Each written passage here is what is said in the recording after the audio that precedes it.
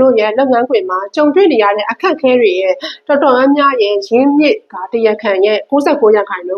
communication problem လို့ခေါ်တယ်။တစ်ယောက်နဲ့တစ်ယောက်ဆက်သွယ်ပြောဆိုမှုတွေအဆင်မပြေလို့ဖြစ်ပါတယ်။အဲ့ဒီဟာကိုဖြည့်ရှင်းခြင်းနဲ့ဆိုရင်တော့ဒီဗီဒီယိုလေးကိုအဆုံးထိကြည့်ပါ။ by the way ပေါ့နော်ကျမရဲ့ဒီ ACC online class လေးတွေကိုလည်း2025နိုဝင်ဘာလ18ရက်နေ့ကနေစပြီးတော့ကြားအလက်ခံသွားမှာဖြစ်ပါတယ်။အဲ့ဒီအပြင် leadership နဲ့ executive coaching course တွေ business နဲ့ပတ်သက်တဲ့ course တွေကိုလည်း2026ထဲမှာဖွင့်လှစ်သွားဖို့အစီအစဉ်ရှိရဆိုတဲ့အကြောင်းသတင်းကောင်းပါချင်ပါတယ်။ကဲအဲ့တော့စလာရအောင်။တို့ကြုံမှုမလားတော့မသိဘူး။လုပ်ထားတဲ့အလုပ်ကကိုယ်နဲ့သဘောထားမတူတဲ့ခါမှာပေါ့နော်။ငင်းပယ်ရမှာလည်းအားနာတယ်။အဲ့ဒီခါကျတော့ဘယ်လိုပြောကြလဲဆိုတော့ခမားလောက်ထားတာအရန်ကောင်းတာလေခမားစဉ်းစားပုံကအရန်တော်တယ်ခမားလောက်ထားတဲ့အလုပ်ကအရန်ကောင်းတယ်ဒါပေမဲ့ဒီဥစ္စာကြီးကတကယ်လက်တွေ့မှာ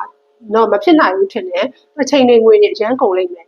ဆိုတော့ခမားပြန်စဉ်းစားပါပြန်ပြီးတော့လောက်ပါဆိုပြီးတော့ပြောတတ်ကြတယ်စကလုံးကြီးပြောလိုက်တာကတစ်ဖက်သားကိုမလေးစားရရတယ်လို့အရှိကနေသူ့ကိုဆွဲတင်ပြီးတော့ခမားတော်ပါတယ်ခမားလောက်ထားတာအဆင်ပြေပါတယ်ဆိုပြီးတော့အမြင့်ဆုံးထိဆွဲတင်ပြီးတော့နောက်ဆုံးမှဒါပေမဲ့ဆိုပြီးတော့ထပ်ထည့်ပြီးတော့ဒီလူရဲ့အလုပ်ကိုတန်ဖိုးမရှိအောင်ဒီလူကို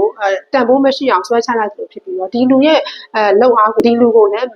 မလေးစားရကြတယ်ပေါ့အဲ့လိုမျိုးပြောဆိုတွေကြောင်းမလို့ပဲဒီတစ်ဖက်သားကလည်းကိုယ့်ကိုအတိတ်မှတ်ထားရရှိမယ်personal ပေါ့နော်ဒီနောက်ဆုံး personal ပြဿနာအထိဖြစ်ပြီးမှာပြဿနာတွေပေါ့နော်သူနဲ့ကိုယ်နဲ့ဒါမတည့်တဲ့အခြေအနေတွေဖြစ်လာတာပေါ့နော်အဲ့လိုမျိုးပြောမဲ့အစားပေါ့နော်ဒီလိုမျိုးခမားလောက်ထားတာတွေကကောင်းပါတယ်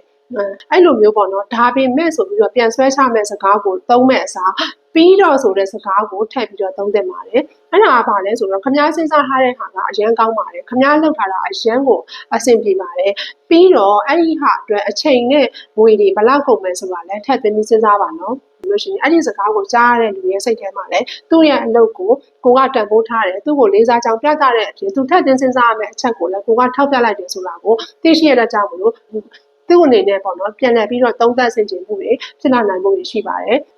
ထပ်ပြီးတော့ဥမာပြရမယ်ဆိုလို့ရှိရင်ခမားလောက်ထားတာတွေကအဆင်ပြေပါတယ်ပြီးတော့ဒီတစ်ချက်ကိုတော့ကျွန်တော်နဲ့ထပ်ပြီးတော့ဆွေးနွေးကြတာပေါ့ဆိုတဲ့ပုံစံမျိုးနဲ့လည်းပြောနိုင်ပါတယ်။ကဲအဲ့တော့မိတ်ဆွေတို့အားလုံးလုပ်ငန်းခွင်မှာဒီလိုလေးသုံးသပ်ကြည့်ပါနော်။အားလုံးပဲဆင်ပြေကြပါစေ။နောက်ထပ်ဗီဒီယိုမှာပြန်ဆောင်ကြမယ်။ Bye bye